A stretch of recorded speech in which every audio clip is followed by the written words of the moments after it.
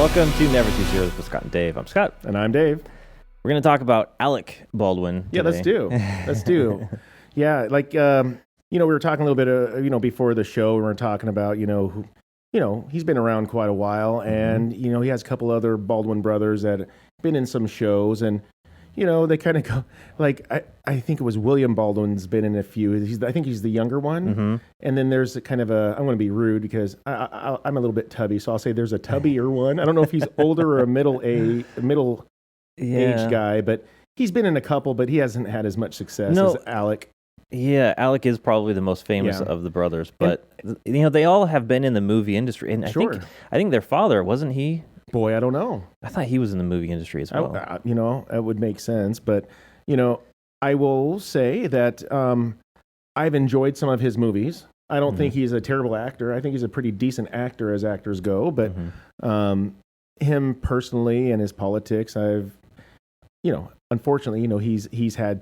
I wouldn't even care or know about it if he didn't let me know about it. But because of that, now I'm like, oh man, I didn't want it. Now I have to think about it when I watch a show, so I don't watch a whole lot of his shows.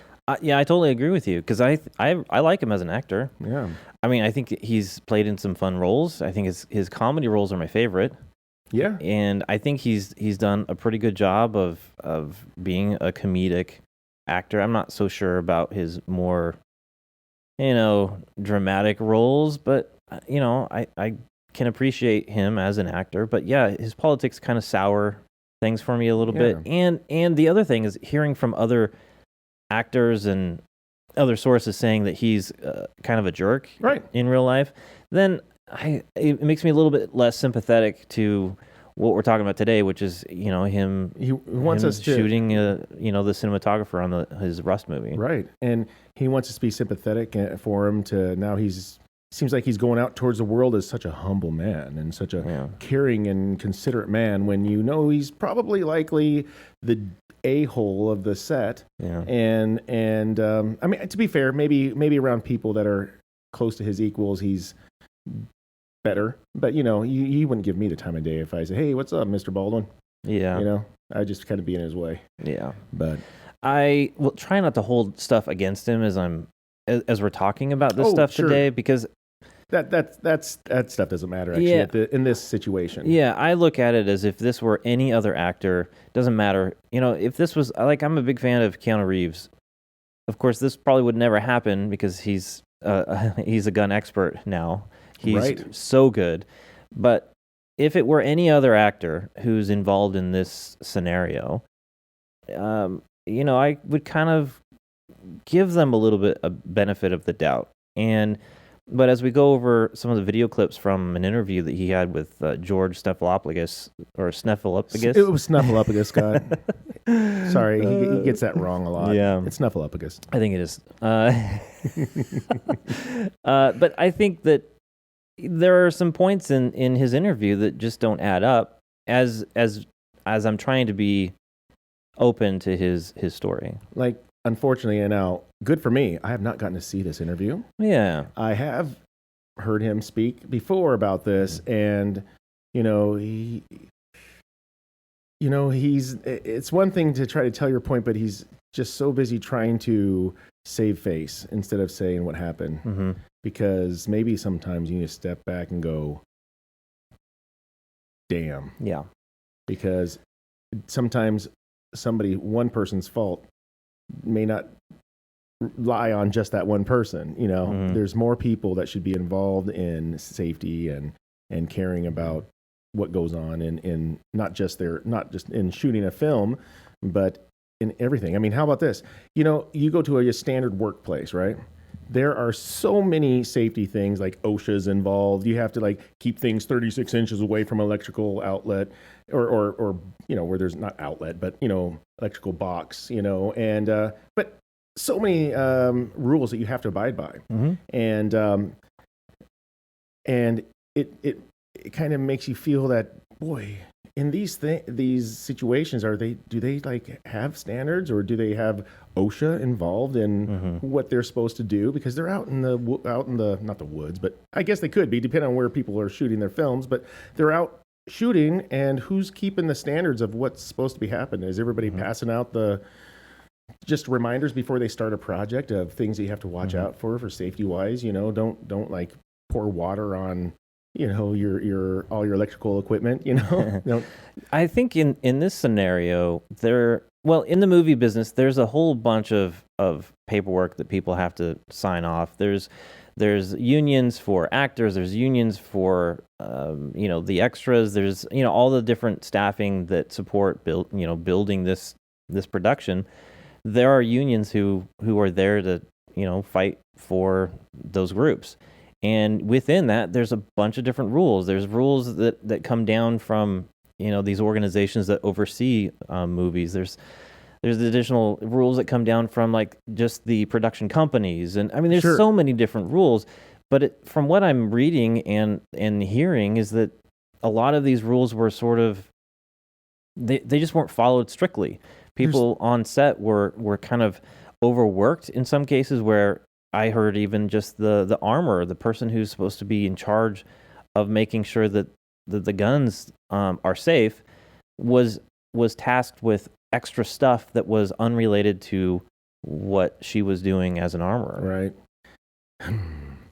I know I wasn't there, but it's so hard for me to even grasp that you must have misprioritized something, because the safety of firearms should take above. Like if you're going to fail on something else, well, make sure you don't fail on the firearm safety stuff, because it's life. It's a huge deal. I mean, come on. Well, and it's not just a movie. We were chit-chatting a little bit before, and we'll get to it as we get to the clips, but we were chit-chatting before about just, as a person who has handled guns, there are certain things that you do ahead of time just to make sure that it's safe before you hand over a weapon to someone else, before you do anything with yourself. So, for instance, if you were to hand me a weapon to take a look at, you first check the weapon, make sure it's completely clear. Yes. And then I get the weapon and I verify, yes, it's clear, and then I can do, some things with it. Bravo, Scott. That is well said. This should be something that people understand, no matter if they're in the movie business or doing. Can I go else. as far as? And I started my daughter with an airsoft gun. Do you want to get hit in the face with an airsoft gun? No. I went out shooting one time, and we decided to take airsoft guns, and we had some silly guys, and they decided, this isn't funny, shoot at one of our friends and hit him in the head. And it hit him right in the forehead, and it looked like somebody hit him upside the head with a broomstick. Yeah. It had a big old welt on it, but it could have hit him in the eye. It could have been a serious situation, and we were effing around. And so even an airsoft gun, people, that means a BB gun, a pellet gun, crossbow. I mean, my gosh. I mean, everything, freaking check it. I mean, it, like you said, how about this? All guns are a little bit different. So, how you check it is different. But like if it was like a Glock, you have to, drop the mag, make sure there's nothing in it, rack it twice. So if there's a shell in the chamber, it'll eject it. But guess what else we do? We don't trust that ejection. Now we look and we even touch it, and now we pass it on. And know what you do? You already said it, so I was proud. You don't trust me. Yeah. You trust your own life and your own hands, so you're going to do the exact same thing. And now you're good to handle it safely. Yeah, there's folks I was watching some folks that are on movie sets. They are in charge of this particular role, and they say even when you're in a scene where a gun will be pointed at you in the scene, they verify with that actor as well as the person holding the gun that it's empty and safe. That it's a quote unquote cold gun. If I was the one that it was getting pointed at, I'd be like, hey, I'll check that for you. Because it's me. And they describe it as if the actor does anything to modify, to change the weapon, that the armorer is responsible to then grab that and recheck it and verify it again and go through the whole process again. If an actor, like you were talking about, checking the mag, making sure that it's clear, if you're gonna if it's a revolver, you're going to open it up and check the wheel, make sure it's completely empty. Make sure everything is good. They have to do that if anything gets modified that is not supposed to be modified during the scene. And I know everybody doesn't do this because it might seem monotonous, but Man, I do that on all my guns. Yeah. And you grab it because of your own, like it should be in yourself because you just want to be safe. And if you hate other people, well, you can still hurt yourself. So you would think that you at least grab it for your own selfishness and go every time, I just want to make sure. Yeah. Because even if it doesn't hit anybody, just shooting it, and you could ruin your ears too. I mean, just minimal. One other thing, we talked about this in the Kyle Rittenhouse trial, and that is, watching Kyle talk about how he's handling his weapon. He's always, even when he doesn't have a weapon in his hand, his finger's always forward off of the trigger. And that is a critical aspect to handling a firearm. You don't put your finger on the trigger unless you're pretty much ready until you're ready to fire that round. And in this case, it's interesting to watch Alec go through his thing and describe, that he didn't pull the trigger. Well, a lot of these people think they understand guns too, don't they? Mm-hmm. Well, let's get started with some of these clips, because I think it's quite telling for this story. Because it is easier to point out everything after the fact. So I'm trying to be understanding, but I always say that guns, that's the one thing you just, even if it's monotonous, you check it 20 times. So what? This is the one thing that you don't skimp on. Yep. So let's see. Okay, so Alec Baldwin is in this movie called Rust. It's a Western, and it's a relatively low budget movie, so he describes. Low budget as in, I think it was maybe a couple $1 million or something to put together. But he's doing this Rust movie. He's having this interview with George Stephanopoulos, perhaps. Stephanopoulos. He's asking him a little bit about the movie, and Alec Baldwin is talking about how he's being handed a cold gun. What's the scene supposed to be? The scene is the two guys are there who have got me, cornered, and they think I'm shot pretty bad, and I'm kind of wilting, and they have a gun, and then the sound outside distracts them, and I then draw the gun, cross-draw out of my holster, pull the gun up like that, and start to cock the pistol, cut. I'm handed a gun, and someone declares, they said, "This is a cold gun." Dave Halls? The first AD. In my years on the sets of film, hot gun meant that there was a charge in there, and cold gun meant there was nothing in there. When he's saying this is a cold gun, what he's saying to everybody on the set is, you can relax. The gun is empty. Well, that just kind of proves my point that we've discussed, that it's never a cold. You should never think it's a quote cold gun until you verify it's a cold gun. Taking somebody else's. You and I know each other for years, and I would think it'd be ignorant of you to take my word for it, because I've made mistakes. I mean, not like that, So you always question everybody, everything. I absolutely think so. My thought on this particular thing is that he's an actor who's been doing movies for a long time. I think he said it was like 40 years that he's been doing movies, and he's dealt with weapons for a very long time, handled them within a movie scenario. I think that he's relatively anti-gun in real life. I know. And I don't think that he goes to the shooting range and practices, not like, like we were saying, Keanu Reeves is a master at it. Oh my gosh, yeah. And my thought is he's finally at a stage where he's relaxed, and he's not doing the things that is necessary to make sure that it's safe. So I have to bring up a little bit of who he is a little bit, because I think his pompousness, because maybe he's just above having to recheck a gun. He has people to do these things for him. Yeah. And gun safety is everyone's responsibility. Yeah. These aren't just like terms that were put in there just to, keep the left away, or anti-gunners away. Well, there was a little bit of a question early on when they were talking about him. When the news broke that there was a death on the movie set, there were some reports that he was just pointing the gun at I think they said director, but it's a cinematographer. And the thing is that I was like, it seems so irresponsible to just willy-nilly point a gun at someone on set, even if you're kidding around. It's just it's not funny. But when you look into this a little bit more, that's not what he was doing. But the initial reports were that it wasn't even during like a scene. Well, it is a little bit different. And I'll play the clip here. And you were rehearsing that scene. Was it an actual rehearsal? There's some disagreement about that, whether it was a formal rehearsal at that time. This is a marking rehearsal where I'm going to show her. She's standing next to the camera. She's like this. You're me. She's got a monitor here. The camera is here filming that way. She takes a monitor that is his monitor, the operator, and turns it toward her. It swivels, and she says to me, hold the gun lower. Go to your right. Okay, right there. All right, do that. Now show it a little bit lower. And she's getting me to position the gun. Everything is in her direction. She's guiding me through how she wants me to hold the gun for this angle. And I draw the gun out and I find a mark. I draw the gun out, I find a cut.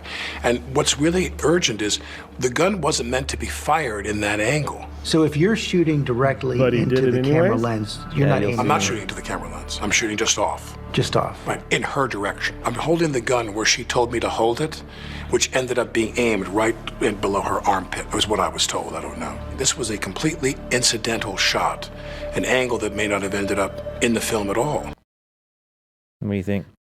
Well, okay. So we played the first clip. Mm-hmm. He was handed a cold/hot gun. Yeah. Right. Not his fault. Now, she told me to point it over there. Mm-hmm. Again, this is not to sound like somebody that would have taken responsibility of a gun because he can't even handle the responsibility so far. Mm-hmm. I haven't heard the whole thing, but I'm just saying these are the things that kind of stand out to me is he's deflecting, and so far it seems like he's putting it on the armorer and the cinematographer. Oh my heavens! Yeah. Yes. Yeah. Well, and there's another person who was assisting the armorer as well, who actually physically handed the gun over to him. Now, my thought is, I'm not in the movie business. I don't know a lot about movies. I have watched a lot of behind the scenes type of stuff. I've listened to directors talk, through a scene, and because I'm curious. I'm fascinated by this particular industry. Now, when you're looking at a cinematographer, their job is to get some of those angles that are unique, that are eye-catching, that are whatever, and they spend a fair amount of time setting up for it because they want to see what it might be like before you actually shoot the scene. Yeah. And that's what he's describing is happening, is that he's going through this scene before they even start recording. Now, I'm curious, with all this being said, if someone had recorded this particular instance. I bet someone did, and I bet there's going to be some evidence released to the public later on when we actually are allowed to see it.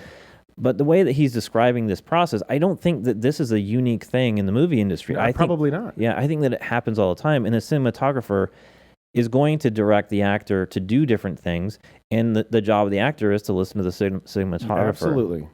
But with that being said, he did not verify that weapon was cold. Right. And turns out that the armorer didn't verify it, and then the guy between the armorer and Baldwin did not. You've got several layers of safety that have been ignored up until this point.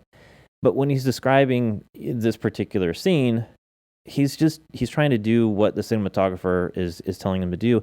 And the gun, like he said, was pointed around below her armpit. So he was told. So he was, well, and that's what he's... Right. I mean, I don't have any other reference point at this point. I know, but I was just saying he's not even taking it his own... He's not even accepting to say, yeah, I was told and I had pointed it here. He's so away from the accepting the responsibility, but that he's just... I see what you're saying. Like example is, I could say, yeah, I had it pointed at him, and apparently it was up underneath the armpit area, but he hasn't even brought forth that part. He's just saying they said this happened, this person. So he's just the one telling the horrible story and forgetting that he had the gun in his hand. A little bit of background. So when this thing happened, it's still under investigation. I think this was in like late October or in November or something like that. And it's still under investigation. but there's been so much backlash against him that he said, you know what, I want the police to do their investigation. I don't want to interfere in that. But I think it's important that I come out and tell my side of the story. Yeah. And I can get that. I don't know that it's a good decision on his part. Especially time will if he tell. might go to trial over it. Exactly. Exactly. But can I hang on one second. No, what you're referring to is this sort of defensiveness that he has, and he's kind of pushing off some of the blame onto these other people. And I think that's where him coming out and telling this story is probably a detriment. I don't know that this is a good move on his part because of this conversation that we're having. He may choose to not speak in his trial, and they'll just push play. You know, That's right. So I got to say something. I feel I need to say something. Is by no means am I saying, okay, how do I say? I know that somebody could kill somebody. Yeah, I could be in a car accident and accidentally kill somebody, and that's terrible. By no means am I saying that this guy wanted to freaking kill somebody that day, and that person particularly. Not at all. But there is still a very big responsibility. Should he do jail time over it? That's not my thing to come up with. But the way I see it is, if you can't speak 100% about everything and not deflect, you will not fix things. And I think that there was something. How about this? Obviously, there were some things that was overlooked, and they were neglectful. So there's some responsibility to be held. But I might be making accusations that there are responsibility to be held. Not that he murdered somebody intentionally or anything. This is a straight accident. Yeah. But it's one that really should not have happened. Car accidents, that's an accident too, but that's to be expected. You know, it happens. You could blow a tire, and that could be the result.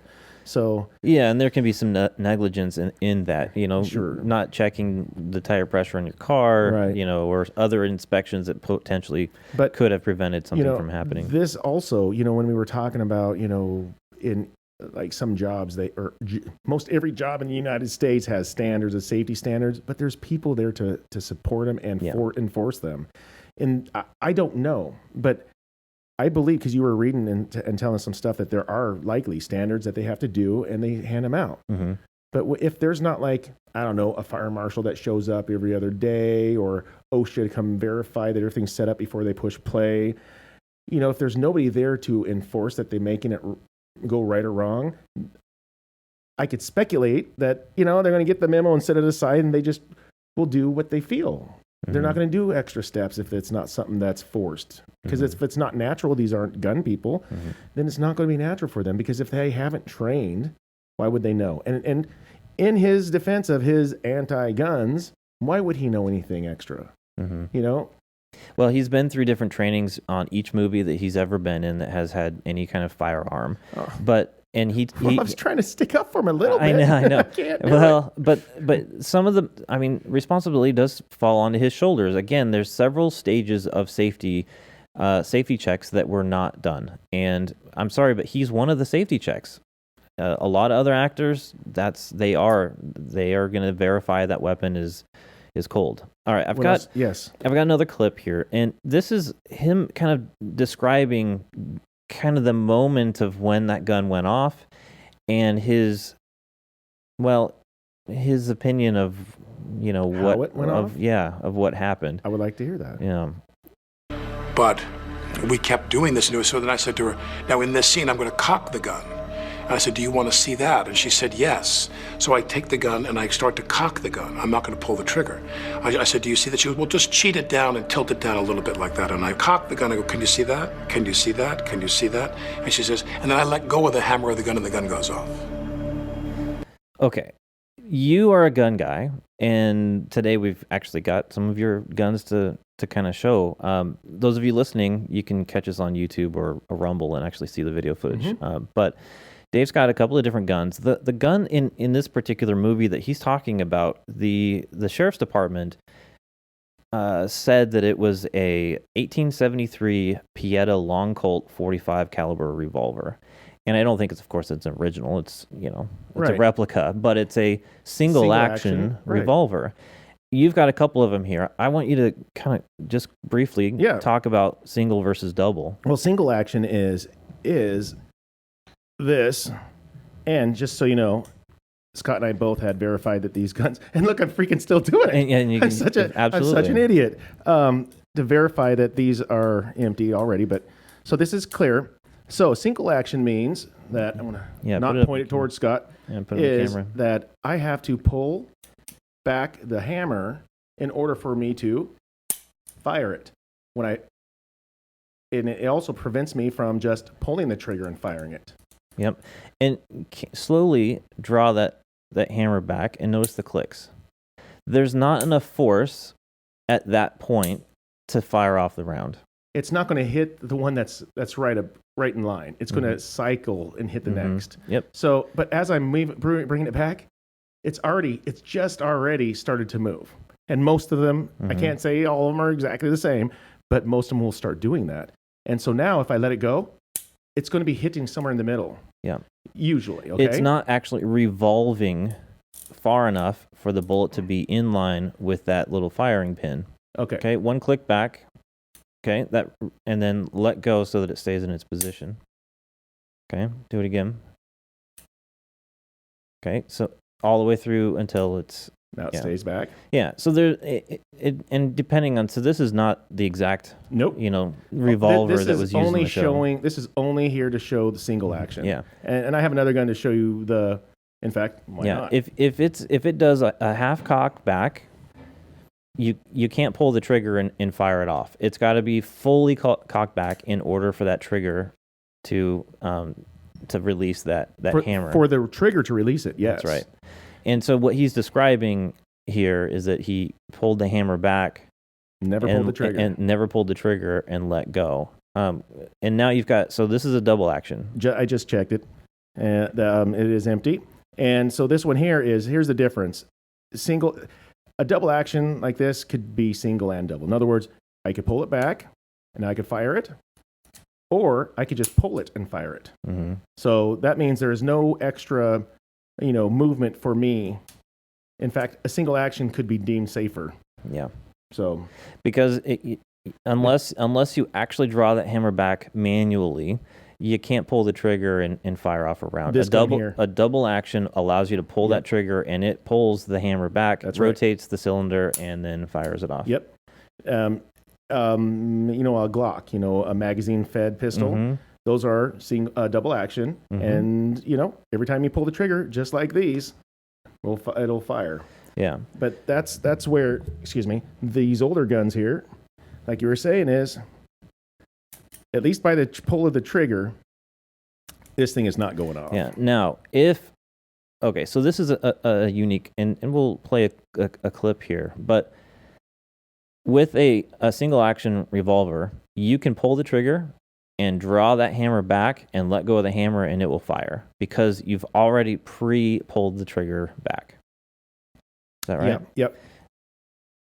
That's how these fast draw people. Here, I'm going to do it. I'm pulling it back. There is no here, so you can see. I'm going to do it this way. I'm pulling it back. It's giving me resistance. I'm going to pull the hammer. My finger on the trigger just went back, and I'm going to just let go of the hammer. Yep.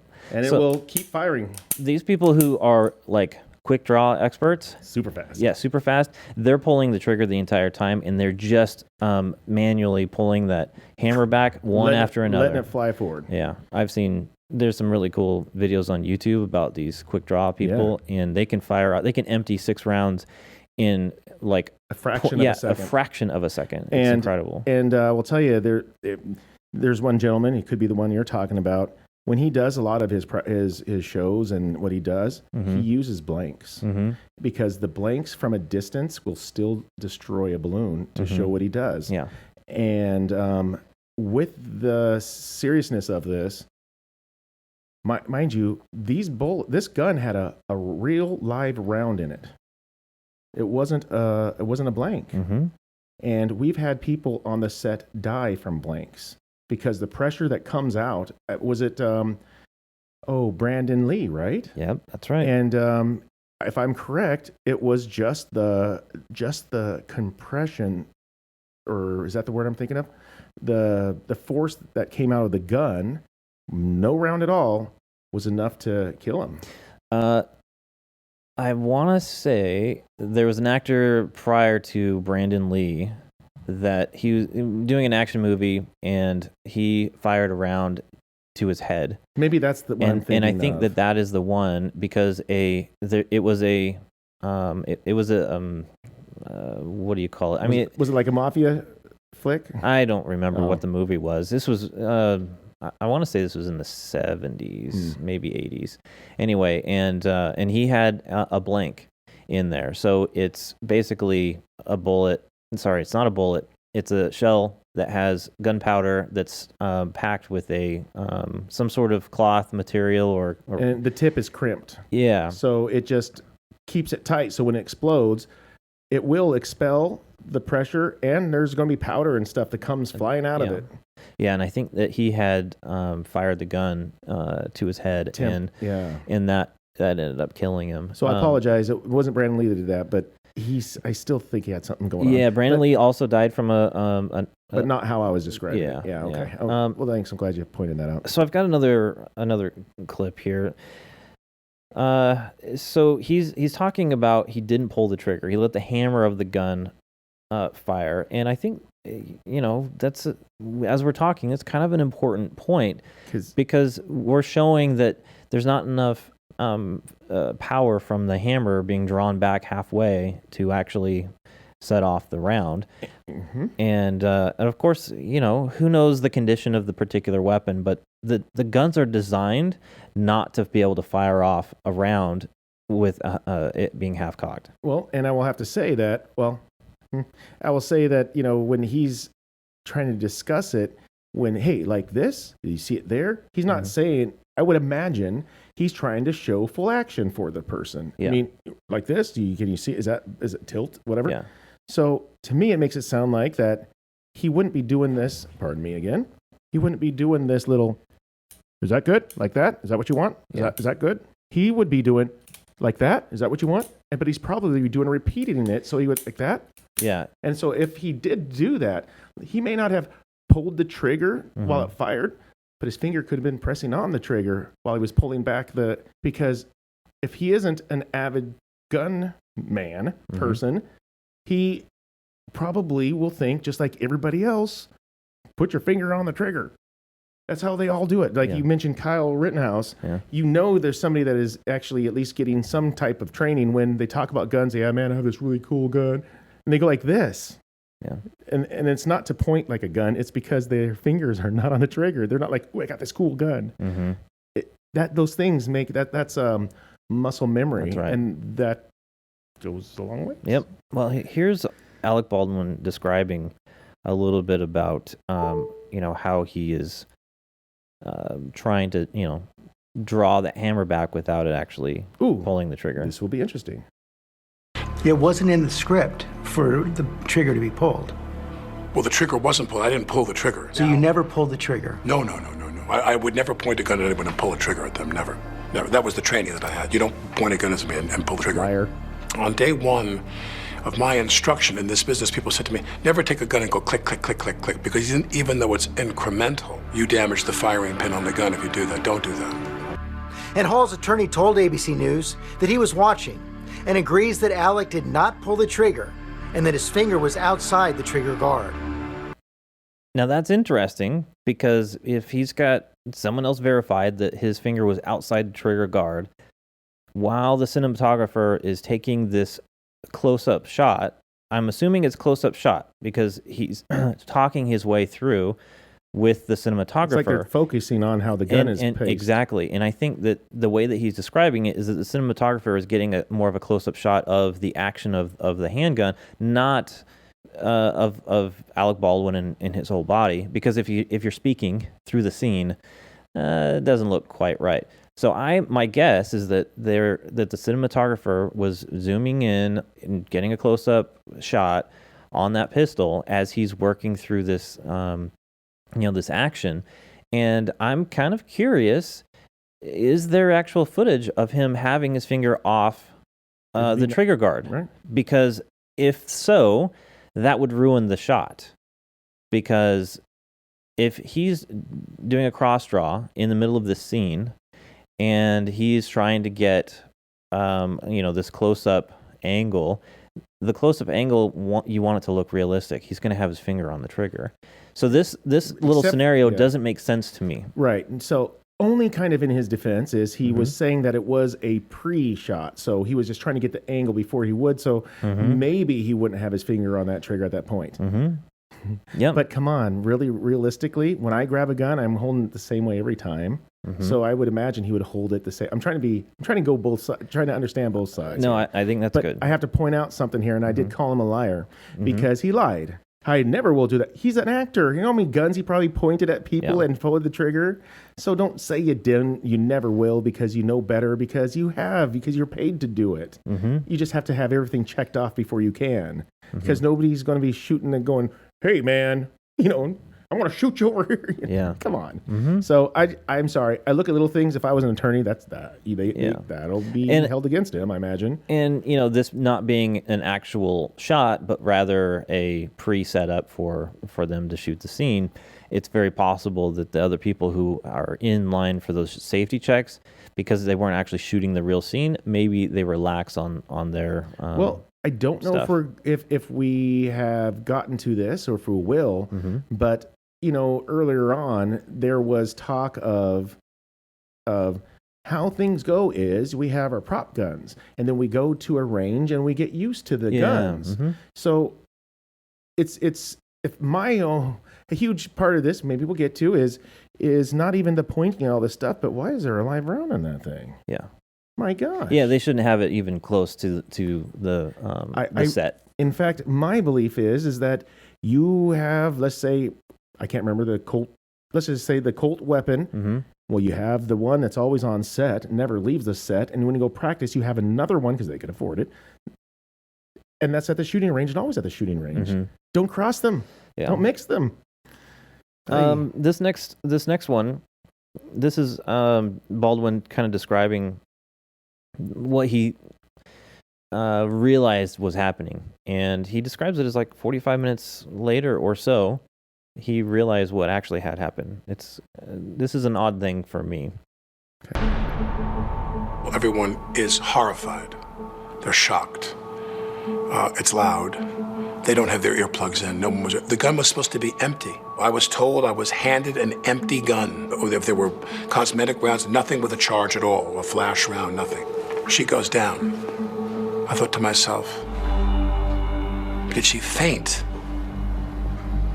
The notion that there was a live round in that gun did not dawn on me till probably 45 minutes to an hour later. 45 minutes to an hour? Well, she's laying there and I go, did she get hit by wadding? Was there a blank? Sometimes those blank rounds have a wadding inside that packs, it's like a cloth that packs the gunpowder. And sometimes wadding comes out and can hit people and it can feel like a little bit of a poke.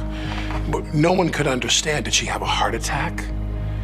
Because remember, the idea that someone put a live bullet in the gun was not even in reality. So the blood spilled in 45 minutes she didn't start bleeding until after that, I take it? He said that he stood over for maybe upwards of 60 seconds, and he just was in shock of what was happening, and then they rushed everyone out of the room. Here's the part that I've shot guns with you before, and you've got a variety of fun guns to shoot with, different calibers, rifles and handguns and whatnot. A 45 has a hell of a kick. It has a hell of a kick. Especially one of these guns, Scott. Yeah. And if your finger is off the trigger guard when that thing goes off, good luck hanging on to it. Very well. I am impressed, Scott, because that's something I should have came up with before you. So nice. No, because that's that's a valid point. So I want to tell you a couple things. So in case you don't know, when these guns that I have here are just as the same as those ones. They're like straight cannons. And what I mean by that is you put in your charge and you fire it off. There's nothing but you to absorb the power it has. Now, when you start getting into like your semi-automatic guns, that just fire, they're spring activated. There's some gas powered activated. And there's compensators on some things that help take away the kick. They absorb a little bit of that energy. In fact, they absorb a lot. If I shot a 45 out of a revolver versus a 45 out of a semi-automatic, let's say like Glock, a Glock, yeah, it will cut it probably in half. But I'm telling you, when you shoot one of these, you're absorbing all of it. Yeah. And so, like you said, and a 45 long Colt. Oh man, I don't even know if you could see. So, yeah. Unfortunately, I have a 44. This is a very high-powered round right here, a 44. Now, the 45 is essentially the same one. It's just a bigger diameter, and I know you probably won't be able to see, but it's a little bit wider. Not by much, to be honest with you. This is very similar. Yeah. And these guns, this is a bigger round that you'll shoot out of most all semi-autos. So when they say hand cannons, this was the hand cannon of the day. Yes. You have to be a man to be pulling this and fire a couple rounds off and keep it on place. I know. I'm not trying. It might sound like I'm a wuss or whatever, but I'm just being respectful as of what other rounds are. Yes, I could shoot this and shoot it quick and shoot it, on target, but people should know that these are big bad boy rounds, and you're going to feel it, Scott. Just a side note, that Desert Eagle that we shot a long time ago, 50 caliber rounds. And we're talking massive rounds, bigger than that 45. Yeah. And I recall that gun having so much recoil that it would move your arm back enough that it wouldn't cycle. It wouldn't cycle the next round because the spring wouldn't have gotten thrown back far enough to then put in that next round into. You're right. I think it's in the handbook. It's recommended to shoot with two hands. Yeah. So you could hold it steady enough so the cycle. Yeah, you have to hold it strong enough for that spring to then allow it to go back far enough in order to eject the round and then insert another one. And I recall, I was a little guy at the time. And it was hard to shoot that gun because it was so powerful that my body absorbed it and it couldn't, cycle in that next round. Right. The 45 coming out of a revolver is worse because there's no spring action coming, It's a kick. You will feel it. It will move your body, it could, depending on how big you are. But so example, when I shoot my 44 Magnum, no matter what happens, my 44 kind of makes me twist up like this every time. Yeah, And every gun's, I shot another 44 where it was just always straight back, But those are things you cannot stop. Yeah. It's always an action, but that's just the proof of the power. And I don't care if you're Shaquille O'Neal. He's a big boy. He's going to feel that. Yeah. I just think that it's such an odd thing. If he said that his finger was off that trigger guard and he shot a 45, I just think, man, that gun's not going to stay in his hand. It's just not, especially when it's a live round, not just a low-powered blank. And he's not expecting it. When you are expecting... That's another huge point. So that's why I'm kind of questioning some of this stuff. Now he would have dropped it. I think that gun would have gone out of his hands. To be honest with you, just in startled. Startled. I think, and I don't know. He didn't describe that in this scene, and I would have imagined that he would have told that part of the story. That would have been a significant thing. Now, because his not to interrupt you here, but his shock and his 45 minutes of odd that's what you would get if you knew you shot and killed somebody, and you're like, oh my gosh, what happened? But to me, he's like, he didn't understand the gravity of it for 45 minutes, and he thought she fainted. Yeah. Now, here's another scenario, and I don't know, how real this might be, but one of the things that you're supposed to do is verify that there's nothing lodged in the barrel, because you can get a round that's stuck in there. Who knows where the gun came from originally? And who knows if there was something, you can get sort of a misfire or a powder that's been damaged by moisture or whatever, and you get a partial explosion, and then you've got this bullet that's lodged in the barrel. Who knows? If he's shooting a blank, that's got a full charge in there. The difference is there's no bullet on the end. It's packed, like he was saying, with maybe a cloth or something. The only thing I would question is I would nearly believe that blanks wouldn't have as full of a charge in it when it's not actually trying to project, the around. Yeah. So my thought is it possible to have a 45 caliber slug still in the barrel that's lodged someplace down the barrel, and he's firing off a blank, and there might be enough power to send that round through the rest of the barrel, through the cinematographer, and it gets embedded in the arm of the director standing slightly behind her. I would say that would be very rare for that to happen. I'm going to give you an example. We went up shooting, and my buddy had bought a revolver and was going to shoot a 17 AHMR. And I won't explain it, but let's just go by numbers. It's a 17. And his son grabbed a 22 and put it in. So if you just will, 22 is a tad bit bigger. And then he pulled the trigger. Luckily, it's very small, but what happened was it actually got lodged inside the barrel. If you had the right round, it wouldn't just get lodged.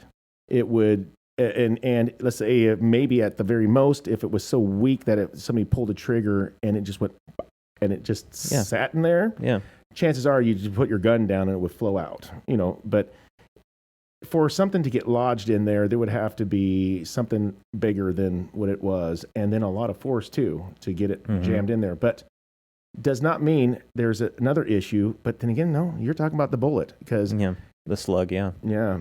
My thought is just that it's very possible that they just didn't check. It's obvious they didn't check for a live round, but they didn't also check if there was something in the barrel, lodged in the barrel. And I'm just thinking, of course, if they didn't check for the live round, they didn't check any of it. Yeah, and so my thought is just if there is a blank in that chamber and he fires that off, if there was anything else, and if there was anything else lodged in there. Now they did pull a 45 slug out of the director's arm, and so it says that would suggest that there was a live round, but.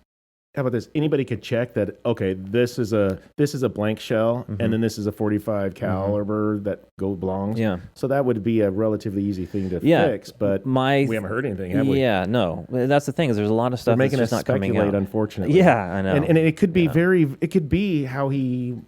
It could be mildly how he's trying to present it, but when.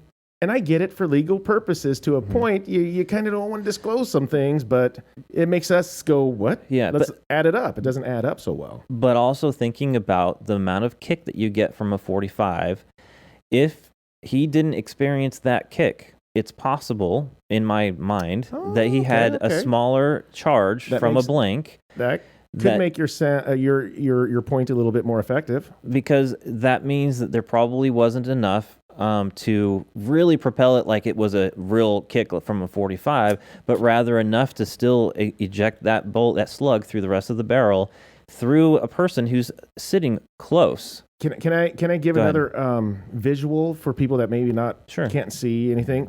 So I had watched relatively recently, gun still empty. Somebody did a test. And they did a test, and I never ever thought about this, and it freaked me out. I'm like, what the heck? So, there is a gap here by the cylinder. Yeah.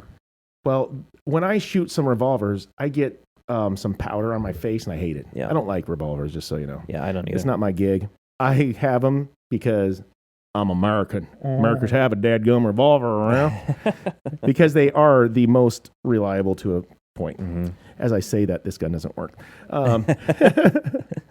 It just doesn't do what it's supposed to do. Yeah. But anyways, my point is that somebody did a test and grabbed a hot dog, and they just put it on the outside here, and they pulled it, destroyed the hot dog. And they're like, "Don't put your finger there."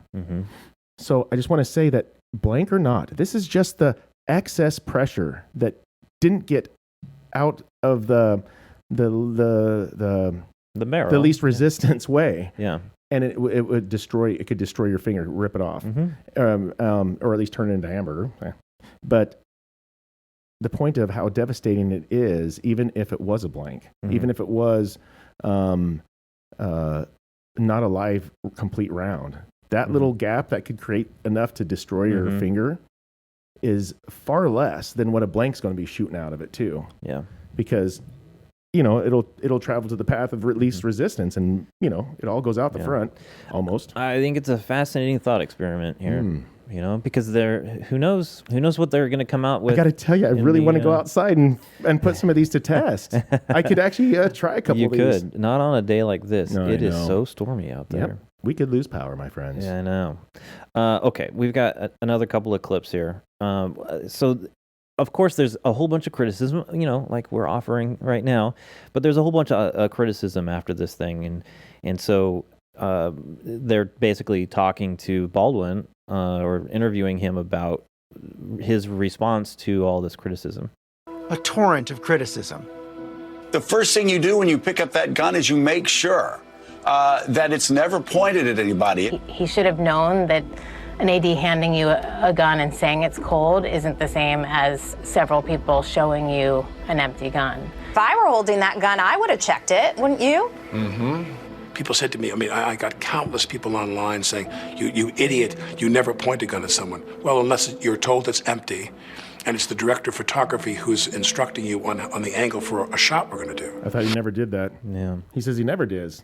Oh, unless he tells you to. Yeah, unless he tells you to. Just a few minutes ago, he said that he never pointed a gun. His job is to point it at people. Yeah. So you can't say never. Okay, not when you're acting, not when you're doing that. That's what you do. Let me play cut 6 here. He's talking about, you know, the role of the armor, and I got a few comments after. Which is that there's an armorer there, and that word is new to me. In the years I've been in this What did business, you call it? It was a prop guy or woman.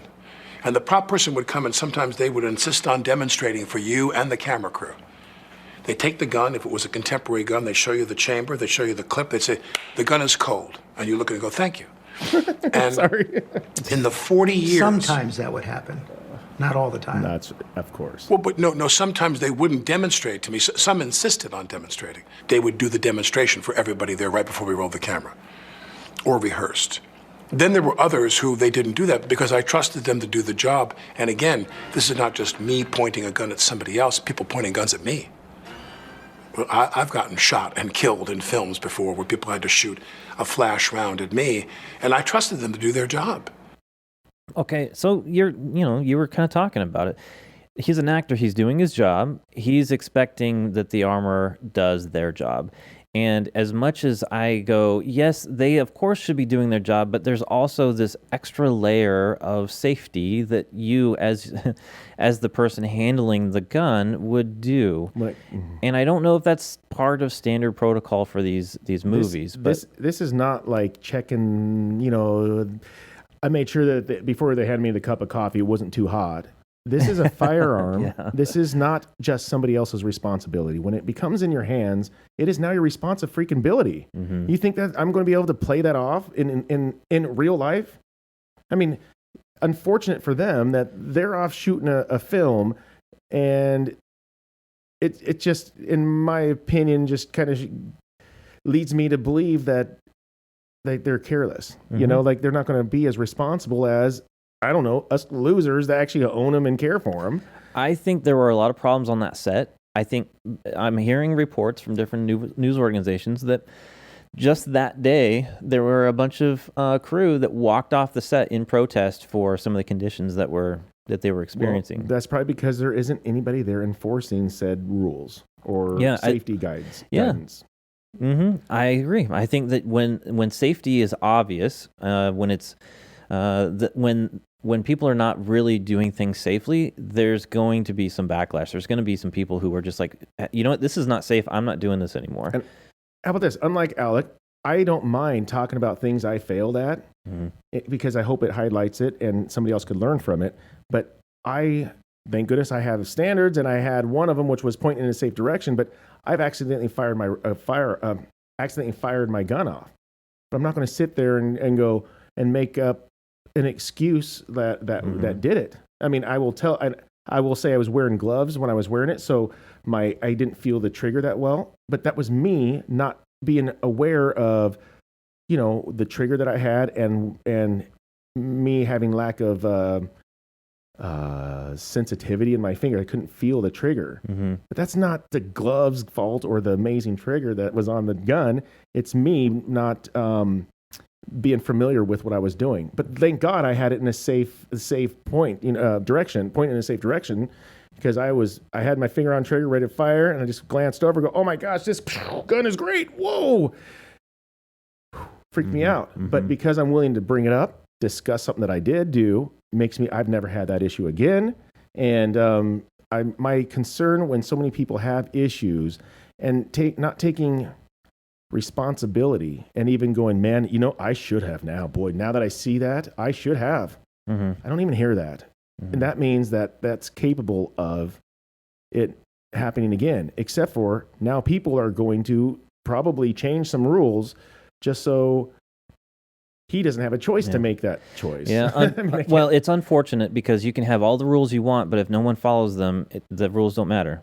And they missed 3 people that should have been verifying it was a cold gun. Yep. So to be fair to Alec Baldwin, just because he's the last guy, because he should have checked it, everybody that in that chain line has to hold some sort of responsibility. Yep. And I have to tell you this. I think you and I discussed this off air. It would be a great clip to show you what really can happen.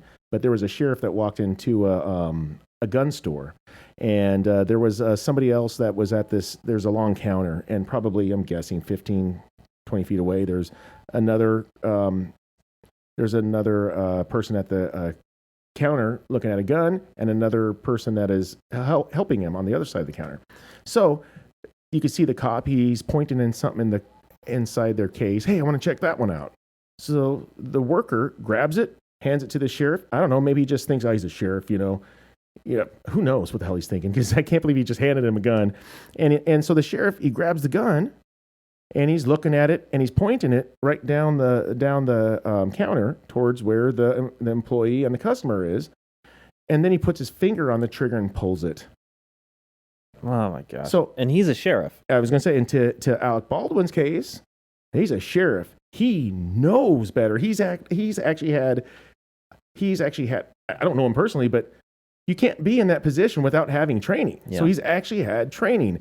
And he did a few things wrong where I don't even know where that bullet went to those people. But that's the case of, I don't care how many people is in line.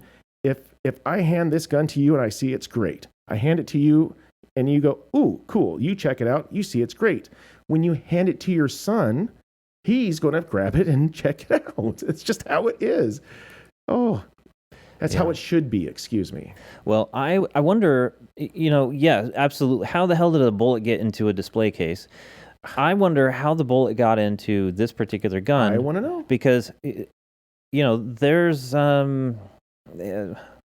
obviously, if this gun has been used like out on the shooting range, and who knows what its condition was during that time, but it gets in his hand.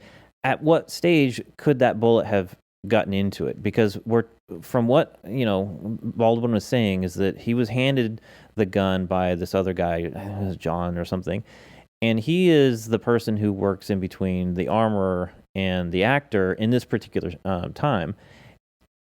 At what stage could that bullet have arrived in that gun? So I have a question because I haven't had it answered. Maybe you've heard it. Was there only one round in it? Because they didn't say. Right. So my question was it completely loaded? And because my other point is, let's say if there was somebody else other than Alec, let's say somebody behind him that handed to him was trying to do something bad, like, dude, maybe I can accidentally kill that person I hate, like somebody set him up. But the funny thing is that, again, in order to, if there's only one round, that round would have to be placed. It would have to be placed, before it. So it would cycle up to be fired. Yeah. And again, when you pull it back just a little bit, it would only go halfway and it wouldn't fire. Yeah. These are not rim fires. These are center fire guns. And what that means is that I have a 22 here. Again, Oh, that's a good example between the two. yeah, I don't know if I'm going to be able to show you, but a 22, it has a primer that's inside. I don't want to get involved in that. But anyways, this is rimfire. It gets struck on the side, and it gets off to the side. On its rim? Yes. Hence the word rim. Job. Okay, so we have, that one's for you, Tony. And this one here is center fired. It has to strike it in the center. And that hits the primer, which creates all of it. I don't want to explain the it all. gunpowder. Yes. So, but my point is that if even more so, if this is down at an angle and it gets cycled up and it's only a little bit, it's not going to hit that center. It's not going to hit the center, yeah. And more so maybe with this. But to be fair, no, never mind. Center, nope, that's right. Yeah. Nope. I am looking forward to hearing more about this story. This is a huge tragedy. It is. And it's really sad that it happened. And of course, with any tragedy, with anything that ever happens, good or bad, we should be learning from it. And exactly. And I think we're going to learn some things, especially as I'm sure someone's going to get charged with something, or they're going to at least discover more in the investigation.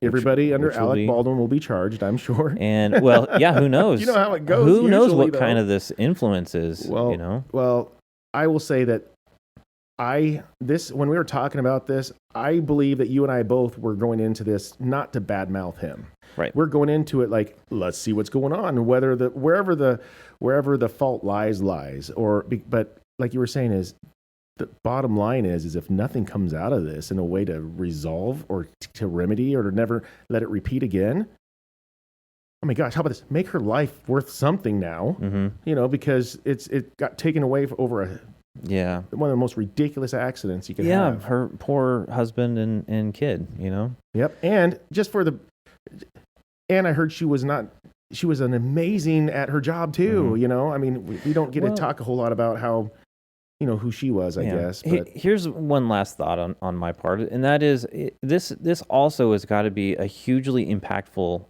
moment in time for Alec Baldwin. To kill someone is no small thing. Nope. Doesn't matter. I don't care how self-centered or what kind of a jerk you might be. There's going to be an impact, and I think that he's probably feeling some emotion from this event, and I don't know, maybe this is going to be something that impacts him in such a significant way. Maybe he looks at life slightly different now. Well, it wouldn't shock me if he's like, dude, I'm never going to do a freaking show with a gun in it again. Yeah. I'm not saying he will or wouldn't. I'm just saying that. I know people, as an example, have driven and had an issue and they killed somebody and, well, if they don't ever want to do it again, I'm not going to drive. I don't want to have it because it'll affect you. And how about this? If it didn't affect him, that'd be a whole nother situation. Yeah. But I will say that it's obviously he's hurting over it. That's not fake, But yeah. Well, let's wrap it up. Those of you who are watching us on YouTube, hey, throw some comments in here. We would appreciate that. We will definitely respond. Kind of get your thoughts on this whole case, because I think it's important to have some dialogue and we'd like to hear from you, and it helps the Google algorithm. It really does. And I've given you enough opportunity today. I've talked about guns, and I'm a gun guy, and I probably misspoke. So give me feedback. Perfect. I'll take it. All right. Well, you can find more information on our website, nevertooserious.com, and please send us an email at mailbag at nevertooserious.com. Sorry. All right. Well, until we see you next time, take care and be safe.